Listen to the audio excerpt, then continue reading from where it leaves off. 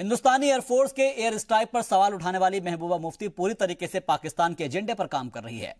महबूबा आजकल पाकिस्तानी लीडरान की तरह ही बात कर रही हैं। देश के अंदर जो भी आज तक देखो, मैं अरशद से मेरी ये बात बंद कर दी कि इस देश के अंदर आज तक कश्मीर के अंदर, खासकर श्रीनगर के अंदर जो कत्लेआम खून की नदियां बह रही हैं, किसके महज बह रही हैं? इन बातों पर बह रही हैं या और किसी बात से? तो इसलिए इनको चाहिए ये बात बंद करें।